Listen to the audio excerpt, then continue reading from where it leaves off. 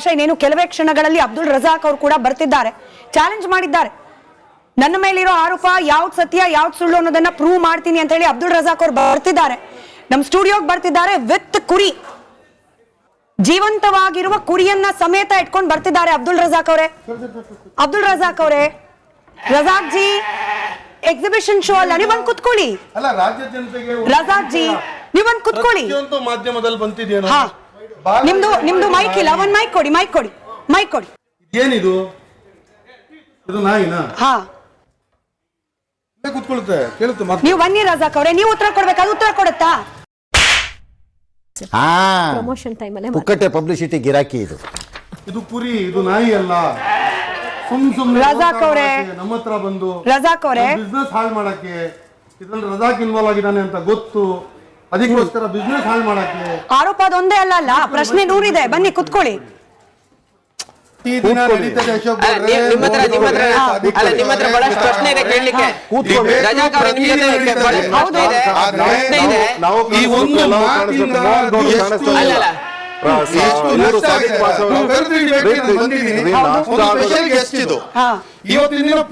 ನೋಡಿ, ನಾನು ಅದನ್ನ ಆಚೆ ಕಳಿಸಿ ಅಂತ ಹೇಳ್ತಿಲ್ಲ, ಯಾಕಂತಂದ್ರೆ ನಿಮ್ಮ ವರ್ಷನ್ ಕೂಡ ನಾವು ತಗೊಳ್ತಿದೀವಿ. ರಜಾಕ್ ಅವರೇ, ಜಿ ರಜಾಕ್ ಅವರೇ, ವಾಟ್ ಇಸ್ ದಿಸ್? ಅಣ್ಣ ನನ್ ಗುಚ್ಚಿಡ್ದಿದ್ಯಾ ಅಣ್ಣ? ರಜಾಕ್ ಅವ್ರು ಹೇಳಿದ್ದಾರೆ ಯಾವ್ದು ಸತ್ಯ ಯಾವ್ದು ಸುಳ್ಳು ಎಲ್ಲವನ್ನ ಕೂಡ ಪ್ರೂವ್ ಮಾಡ್ತೀವಿ ಅಂತ ಹೇಳಿ ಒಂದ್ ಸಾಕ್ಷಿ ಕೂಡ ತಂದಿದ್ದಾರೆ. ಒಂದ್ ಸಾಕ್ಷಿ ಕೂಡ ತಂದಿದ್ದಾರೆ.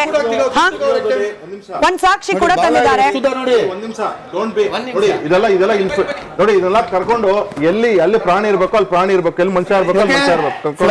ಒಂದ್ ಕ್ಲಾರಿಫಿಕೇಶನ್ ಕೊಟ್ಬಿಡ್ತೀನಿ. ನೋಡಿ, ಇದನ್ನ ತಗೊಂಬನ್ನಿ ಅಂತಾಗ್ಲಿ, ತಗೊಂಬಂದು ಲೈವ್ ಶೋ ನಲ್ಲಿ ತೋರಿಸಿ ಅಂತಾಗ್ಲಿ ರಿಪಬ್ಲಿಕ್ ಕನ್ನಡ ಕೇಳಿಲ್ಲ, ರಜಾಕ್ ಅವ್ರು ತಂದಿದ್ದಾರೆ. ಹೀಗಾಗಿ ನಾಳೆ ದಿನ ಪ್ರಾಣಿಗಳನ್ನ ಬಳಸ್ಕೊಂಡ್ವಿ ಅಂತ ಆರೋಪ ನಮ್ ಚಾನೆಲ್ ಮೇಲೆ ಬರಬಾರ್ದು. ಪ್ರಾಣಿಗಳನ್ನ ಬಳಸ್ಕೊಂಡ್ವಿ ಅನ್ನೋ ಆರೋಪ ಈ ಡೆಮಾನ್ಸ್ಟ್ರೇಷನ್ಗೂ ಈ ಪ್ರದರ್ಶನಕ್ಕೂ ರಿಪಬ್ಲಿಕ್ ಕನ್ನಡಕ್ಕೂ ಮಹಾಭಾರತ ಚರ್ಚೆಗೂ ಸಂಬಂಧ ಇಲ್ಲ. ಇದು ನೀವು ಸೆಂಟರ್ನಾಗಿ ಶಿಕ್ಷಿತರು. ರಜಾಕ್ ಅವ್ರು ತಂದಿರುವ ಪ್ರೂಫ್ ಅದು. ನಾವು ಒಂದು ವರ್ಷನ್ ಮಾತ್ರ ಕೇಳಬಾರದು ಅನ್ನೋದಕ್ಕೆ ಇಷ್ಟೆಲ್ಲ ಡ್ರಾಮಾ ಮಾಡ್ಲಿಕ್ಕೆ ಅವಕಾಶ ಮಾಡ್ಕೊಟ್ಟಿದ್ದೀವಿ. ನೀವು ಉತ್ತರ ಕೊಡಬಹುದಾಗಿತ್ತು. ಜನ ಗೂಗಲ್ ಅಲ್ಲಿ ಸರ್ಚ್ ಮಾಡಿದ್ದಾರೆ, ಆಯ್ತಾ? ಜನ ಗೂಗಲ್ ಅಲ್ಲಿ ಸರ್ಚ್ ಮಾಡಿದ್ದಾರೆ, ಆಯ್ತು, ನೋಡಿದ್ದಾರೆ. ಅದಕ್ಕೂ ಅವಕಾಶ ಕೊಟ್ಬಿಡ್ವಲ್ಲ. ರಜಾಕ್ ಅವರೇ, ನನಗೆ ಗೊತ್ತಿಲ್ಲ, ಬಹುಶಃ ಕೇವಲ ಕನ್ನಡ ಮಾತ್ರ ಅಲ್ಲ, ಭಾರತದ ಯಾವುದೇ ಟೆಲಿವಿಷನ್ ಅಲ್ಲಿ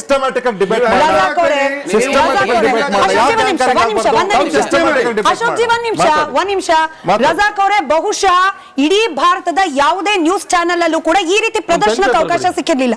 ನಾವು ಬಿಟ್ಟಿದ್ದೀವಿ ವಿತ್ ಡ್ಯೂ ರೆಸ್ಪೆಕ್ಟ್. ನೀವು ಇನ್ಮೇಲಾದ್ರೂ ಚರ್ಚೆ ಸರಿಯಾಗಿ ಸೆಕ್ಯೂರಿಟಿ ಅವರು ಅರೆ ಬಂತಲ್ಲ ಒಳಗಡೆ ತೋರ್ಸಿದ್ವಲ್ಲ. ನೋಡಿ, ಒಂದು ಆಫೀಸ್ ಅಂದ್ಮೇಲೆ ರಜಾಕ್ ಅವರೇ ನಿಮಗೂ ಗೊತ್ತಿದೆ, ಒಂದು ನ್ಯೂಸ್ ಚಾನೆಲ್ ಅಂದ್ಮೇಲೆ ನಮ್ಮದು ಕೂಡ ಅದರದೇ ಆದ ರೀತಿ ರಿವಾಜ್ ಇರುತ್ತೆ, ಅದ್ರ ವಿರುದ್ಧವಾಗಿ ನಡ್ಕೊಳಕ್ ಆಗಲ್ಲ. ಆದ್ರೂ ಕೂಡ ಅದು ಇಲ್ಲಿ ತನಕ ಬರ್ಲಿಕ್ಕೆ ಬಿಟ್ಟಿದೀವಿ. ವಿಷಯಕ್ಕೆ ಬರೋಣ. ಚರ್ಚೆ ಈಗ್ಲೂ ಕೂಡ ಇದೆ, ಅನುಮಾನ ಈಗ್ಲೂ ಕೂಡ ಇದೆ. ಕೇವಲ ಅದು ಯಾವ ಪ್ರಾಣಿಯದು ಮಾಂಸ ಅಂತಲ್ಲ, ಹೈಜೀನ್ ಇತ್ತ, ಸರಿಯಾದ ರೂಲ್ಸ್ ಅನ್ನ ಫಾಲೋ ಮಾಡಿದ್ರ, ಕಳಪೆ ಗುಣಮಟ್ಟದ ಮಾಂಸವನ್ನ ಸರಬರಾಜು ಮಾಡ್ಬಿಟ್ರ? ಅಬ್ದುಲ್ ರಜಾಕ್ ಅವರೇ, ನಿಮ್ಮಿಂದಾನೇ ಪ್ರಾರಂಭ ಮಾಡ್ತೀನಿ. ನಾನು ಯಾವ ಮಾಂಸ ಅಂತ ಪ್ರಶ್ನೆ ಕೇಳಕ್ ಹೋಗಲ್ಲ. ಎಷ್ಟು ವರ್ಷದಿಂದ ಈ ವ್ಯಾಪಾರದಲ್ಲಿ ನೀವು ಇನ್ವಾಲ್ವ್ ಆಗಿದ್ದೀರಿ? 1 ವರ್ಷದಿಂದ ನಾನು ಇನ್ವಾಲ್ವ್ ಆಗಿದ್ದೀನಿ. ನಿಮ್ಮ ಹೆಸರಲ್ಲಿ ಅಧಿಕೃತವಾಗಿ ದಾಖಲೆಗಳೆಲ್ಲವೂ ಇದೆಯಾ? ಲೈಸೆನ್ಸು? ಅದಕ್ಕೆ ತಕ್ಕವಾದ ಅಧಿಕಾರಿಗಳು ಪ್ರಾಧಿಕಾರಿಗಳು ಪ್ರಶ್ನೆ ಮಾಡಿದ್ದಾರೆ, ಅದಕ್ಕೆ ಉತ್ತರ ನಾನು ಕೊಡ್ತಾ ಇದ್ದೀನಿ. ಜನರಿಗೆ ಡೌಟ್ ಇದೆ ಅಲ್ಲ? ಡೌಟ್ ಜನರಿಗೆ ಇದ್ರೆ ನಾನು ಅಧಿಕಾರಿಗಳಿಗೆ ಉತ್ತರ ಕೊಡ್ತೀನಲ್ಲ, ಅವ್ರು ಪ್ರೆಸ್ ಕಾನ್ಫರೆನ್ಸ್ ಮಾಡ್ತಾರೆ. ಇದೆಯಾ ಇಲ್ವಾ? ನಿಮ್ಮ ಹೆಸರಲ್ಲಿ ಅಧಿಕೃತವಾದ ಲೈಸೆನ್ಸ್ ಇದೆ? ನಿಮ್ಮ ಇನ್ವಾಲ್ವ್ಮೆಂಟ್ ಅಲ್ಲ, ನಿಮ್ಮ ಹೆಸರು ಅಧಿಕೃತವಾಗಿ ಈ ವ್ಯವಹಾರದಲ್ಲಿ ಇದೆಯಾ? ನೋಡಿ Smita, we are a group. ನಾವು 20 ಜನ ಈ ಬಿಸ್ನೆಸ್ ಅಲ್ಲಿ ಇದ್ದೀವಿ. ಓಕೆ. ನಮ್ಗೆ ಸ್ಲಾಟರ್ ಹೌಸಸ್ ಇರೋದು ಬೆಂಗಳೂರು ನಗರದಲ್ಲಿ 2 ಸ್ಲಾಟರ್ ಹೌಸ್. ಅದರಲ್ಲಿ 2000 ಕುರಿ ಸ್ಟಾಕ್ ಮಾಡಕ್ಕೂ ಜಾಗ ಇಲ್ಲ. ಅದು ಮಾರ್ಕ್ ರಸಲ್ ಇದ್ನಲ್ಲ, ಬ್ರಿಟಿಷರು ಆ ಕಾಲದಲ್ಲಿ ಅವತ್ತಿಂದಾನು ಹೇಳಿದ್ದೀರಾ, ಎಲ್ಲಾ ಜನ ಕೇಳಿಸ್ಕೊಂಡಿದ್ದಾರೆ. ನನ್ನ ಪ್ರಶ್ನೆ ಅಂದ್ರೆ, ಇಷ್ಟೆಲ್ಲ ಆಗೋಯ್ತು, ಅನುಮಾನಗಳು ಬಂತು, ನಿಮ್ಮ ಮೇಲೆ ಆರೋಪ ಬಂತು, ಈ ಅಧಿಕೃತವಾಗಿ ಲೈಸೆನ್ಸ್ ಹೊಂದಿರುವವರು ಯಾಕೆ ಆಚೆ ಬರ್ತಿಲ್ಲ? ಅವ್ರು ಯಾಕೆ ಮಾತನಾಡ್ತಿಲ್ಲ? ನೀವ್ ಯಾಕೆ ಮಾತನಾಡ್ತಿದ್ದೀರಿ? ಯಾಕೆ ಇವನ್ನ ಕಜ್ಜಿನ ಹೊಡಿತಿದ್ದೀರಾ? ನಿಮ್ಮ ಆಸಕ್ತಿ ಏನು ಇದ್ರಲ್ಲಿ ಅಷ್ಟೊಂದು? ಕೇವಲ ಹಿಂದೂ ಸಂಘಟನೆ ಹೋಯ್ತು ಅನ್ನೋ ಕಾರಣಕ್ಕೆ ಹೋದ? ಆಗಲ್ಲ. ಈ ಬಿಸ್ನೆಸ್ನವರು ನನ್ನ ಜೊತೆ ಸೇರಿ ನಾವು ಬಿಸ್ನೆಸ್ ಮಾಡ್ತಿದೀವಿ. ಇದರ ಏನ್ ಮಾರ್ಕೆಟಿಂಗ್ ಇರುತ್ತೋ, ಲಿಯೇಜಾನ್ ಲೀಗಲ್ ಇರುತ್ತೋ, ಲೈಸೆನ್ಸಿಂಗ್ ಇರುತ್ತೋ, ಅದಕ್ಕೆಲ್ಲ ನಾನ್ ರೆಸ್ಪಾನ್ಸಿಬಲ್. ನಾವು 20 ಜನ ಸೇರಿ ಬಿಸ್ನೆಸ್ Responsible ಅಂದ್ರೆ ಹೆಂಗೆ? ಮಾಡ್ತಿದೀವಿ. ಇವಾಗ ಒಂದು ದೊಡ್ಡ ಹೈದರಾಬಾದ್ ನಲ್ಲಿ ಒಂದು ಕ್ಲೌಡ್ ಕಿಚನ್ ಚೈನ್ ಇದೆ, ಅವ್ರಿಗೆ ನಮ್ಮ ಮಾತುಕತೆ ನಡೀತಾ ಇದೆ. ಇವಾಗ ಅಲ್ಲಿ ಹೋಗ್ಬಿಟ್ಟು ಅವ್ರಿಗೆ ಟೆಂಡರ್ ಪ್ರಾಸೆಸ್ ನಲ್ಲಿ ಏನ್ ಫಾರ್ಮ್ಸ್ ಹಾಕ್ಬೇಕು, ಏನ್ ಇದ್ ಮಾಡ್ಬೇಕು ಅದೆಲ್ಲ ನಾನು ಮಾಡ್ತಾ ಇದ್ದೀನಿ. ಅದು ಆರ್ಡರ್ ಸಿಕ್ಕಿದ ನಂತರ ಇವ್ರಿಗೆ ಡೆಲಿಗೇಟ್ ಮಾಡ್ತೀನಿ, ಮಾಡ್ರಪ್ಪ ಇಲ್ಲೂ ಸಪ್ಲೈ ಮಾಡ್ರಿ ಅಂತ. ಅದರಿಂದ ಏನ್ ಪ್ರಾಫಿಟ್ ಬರುತ್ತೆ? ನಿಮ್ಮನ್ನ ದಲ್ಲಾಳಿ, ಮಿಡಲ್ ಮ್ಯಾನ್, ಬ್ರೋಕರ್, ನಾಯಿಗಳು ಸರ್ಕಾರದಿಂದ ಕೂಗ್ತಾನೆ ಇರ್ತವೆ. ಅಧಿಕಾರಿಗಳಿಂದ ರಕ್ಷಣೆಗೋಸ್ಕರ ನಿಂತಿರುವ ಬ್ರೋಕರ್ ಇಲ್ಲ, ಕರಿತಿದ್ದಾರೆ ಜನ, ಕೇಳಿ. ನಾವಲ್ಲ ಆರೋಪ ಮಾಡ್ತಿದ್ದಾರೆ. ಒಂದು ಹುಲಿ ನಡೆಯುವಾಗ ನಾಯಿಗಳು ಕೂಗ್ತಾನೆ ಹುಲಿ ಯಾರು, ಇರ್ತವೆ. ನೀವಾ? ಕೇಳಿ ಒಂದ್ ನಿಮಿಷ ಇರಿ, ನಾನು ಹೇಳ್ತಿರೋ ಎಕ್ಸಾಂಪಲ್. ಒಂದು ಹುಲಿ ನಡೀತಾ ಇರ್ಲಿ, ಆನೆ ನಡೀತಾ ಇರ್ಲಿ, ದೊಡ್ಡ ಪ್ರಾಣಿ ನಡೀತಾ ಇರ್ಲಿ, ನಾಯಿಗಳು ನೋಡಕ್ಕಾಗಲ್ಲ, ನಮ್ಗಿನ ದೊಡ್ಡವನಲ್ಲಪ್ಪ ಇವನು ಅಂತ ಅವ್ರಿಗೆ ಕೂಗ್ತಾ ಇರ್ತಾರೆ, ನಿನ್ ಮುಖನ ಒಂದ್ಸಲ ಕನ್ನಡಿಲಿ ನೋಡ್ಕೊ ಹೋಗು. ಬೊಗಳ್ತಾ ಇರ್ತಾರೆ. ಏನಂತ ಹೇಳಿ? ಅದಕ್ಕೆ ನಾನು ಉತ್ತರ ಕೊಡ್ಬೋದು. already ನೋಡಿದ್ದಾರೆ. ಹೇಳ್ಬಿಡ್ಲಿ 30 ಸೆಕೆಂಡ್ ನೋಡಿ ಬರ್ತೀನಿ ನಿಮ್ಮ ಹತ್ರ ಪ್ರಶ್ನೆ. 9th ಬ್ಲಾಕ್ ಅಲ್ಲಿ ನನ್ನ ಫ್ರೆಂಡ್ ಒಬ್ಬ ಸ್ಕ್ರಾಪ್ ಬಿಸ್ನೆಸ್ ಮಾಡ್ತಾವ್ರೆ. ಅಲ್ಲಿ ಒಂದು 10 to 12 ಸ್ಕ್ರಾಪ್ ಓನರ್ಸ್ ಇದಾರೆ. ಅವ್ರದ್ದು ಲೈಸೆನ್ಸಿಂಗ್ ಡಾಕ್ಯುಮೆಂಟೇಶನ್ ಎಲ್ಲ ಇದೆ. ಇವಾಗ ಯಾವ್ದೋ ಒಂದ್ ಕಡೆ ಅಮರಾವತಿಯಲ್ಲಿ ಸ್ಕ್ರಾಪ್ ಇದೆ, ಅವ್ರಿಗೆ ಹೋಗ್ಬಿಟ್ಟು ನಾನು ಹೇಳ್ತೀನಿ ನೋಡ್ರೋ ಇಲ್ಲಿದೆ, ನಾವೆಲ್ಲ ಒಂದು ಅಸೋಸಿಯೇಷನ್ ಆಗಿದೀವಿ ಸ್ಕ್ರಾಪ್ ಅಲ್ಲಿ. ನಾಳೆ ದಿನ ರೋಡ್ ಅಲ್ಲಿ ಗಾಡಿ ನಿಲ್ಲಿಸ್ಬಿಟ್ಟು ಯಾರಾದ್ರೂ ಈ ಸ್ಕ್ರಾಪ್ ಎಲ್ಲಿಂದ ಬರ್ತಾ ಇದೆ ಅಂದ್ರೆ ನಾನೇ ಹೋಗ್ತೀನಿ ಅಲ್ಲಿ ಮಾತಾಡಕ್ಕೆ. ಇವಾಗ ಹೋಗ್ಬಿಟ್ಟು ನಿಮ್ ಸ್ಕ್ರಾಪ್ ಜನರ ಹೊಟ್ಟೆಗೆ ಒಂದೇ ನಿಮಿಷ. ಇನ್ನೊಂದು ಲಾಸ್ಟ್ ಪ್ರಶ್ನೆ ರಜಾಕ್ ಅವ್ರಿಗೆ ಕೇಳಿ, ನಿಮ್ಮ ಹತ್ರ ಬರ್ತೀನಿ. ಮುಂಚೆ ಲಾಸ್ಟ್ ಪ್ರಶ್ನೆ ಕೇಳಿ ಅಬ್ದುಲ್ ರಜಾಕ್ ಅವರೇ. ಈಗ ಕೇವಲ ಯಾವ ಮಾಂಸ ಅನ್ನೋದಲ್ಲ, ಕಳಪೆ ಮಾಂಸವನ್ನ ನೀವು ಜನರ ತಟ್ಟೆಯಲ್ಲಿಟ್ರಿ ಅಂತ ಹೇಳಿ ಆರೋಪ ಬಂದಿದೆ. ಆ ಜನರ ಆರೋಗ್ಯದ ಜೊತೆ ಜೀವದ ಜೊತೆ ಆಟ ಆಡಿದ್ದೀರಿ, ಅದನ್ನ ತರಬೇಕಾದ ರೀತಿಯಲ್ಲಿ ತರ್ತಾ ಇಲ್ಲ, ಚೀಲದಲ್ಲಿ ಕಟ್ಕೊಂಡ್ ಬರ್ತಿದ್ದೀರಿ, ಟೆಂಪರೇಚರ್ ಮೇಂಟೈನ್ ಮಾಡಿಲ್ಲ. Chapter 2 of the Food Standard Authority, Food Safety and Standards Authority, Chapter 2, ಇದರಲ್ಲಿ Section 9, Clause 5.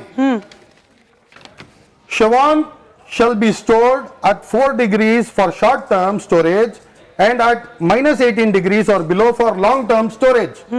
The chilled Shawan should be consumed within 2 to 4 days under normal chilling conditions. And frozen Shawan shall be consumed within 12 months. ಇದೇನು ಅಂತ ಹೇಳಿದ್ರೆ chilled meet ಬೇರೆ, frozen meet ಬೇರೆ. ನಾನು ಅಶೋಕ್ ಗೌಡ್ರ ನಿಮಗೆ ನಾನು 5 ನಿಮಿಷ ಟೈಮ್ ಕೊಟ್ಟೆ. ದಯವಿಟ್ಟು ರಜಾಜಿ ನೀವು ಅಲ್ಲಿ ಅಧಿಕಾರಿಗಳನ್ನ ಕಿರ್ಚಕ್ಕಾಗಲ್ಲ. ದಯವಿಟ್ಟು ಇಲ್ಲ, ಒಂದ್ ನಿಮಿಷ ಕೊಡಿ, ಒಂದೇ ಒಂದು ನಿಮಿಷ. ಬೇಗ ಹೇಳಿ, ಇನ್ನು 3 ಜನ ಪ್ಯಾನಲಿಸ್ಟ್ ಇದ್ದಾರೆ, ಬೇಗ ಹೇಳಿ. ಲಾಂಗ್ ಟರ್ಮ್ ಸ್ಟೋರೇಜ್ ಅಂದ್ರೆ ಫ್ರೋಜನ್. ಒಂದ್ಸಲ ಅದಕ್ಕೆ ಇನ್ಸ್ಟೆಂಟ್ ಫ್ರೀಸಿಂಗ್ -40 ಡಿಗ್ರೀಸ್ ಅಲ್ಲಿ 6 ಗಂಟೆ ನೀವು ಫ್ರೀಸ್ ಮಾಡಿ, ಅದಾದ ನಂತರ -18 ಡಿಗ್ರೀಸ್ ಅಲ್ಲಿ 1 ವರ್ಷ ಇಕ್ಕಿ ನೀವು ಇದನ್ನ ಕೊಡ್ಬೋದು, ಮಾಡ್ಬೋದು. ಇದು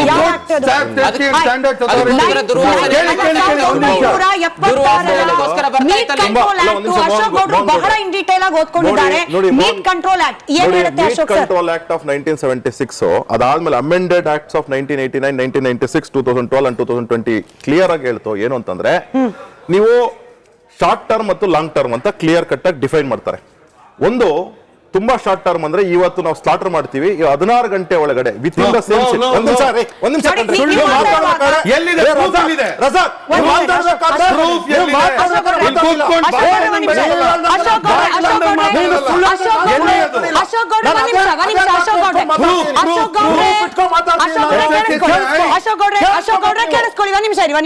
ರಜಾಕ್ ಅವರೇ, ನಾವಿಲ್ಲಿ ಕಿರ್ಚಾಟಕ್ಕೆ ನಿಮ್ಮನ್ನ ಕರೆದಿಲ್ಲ.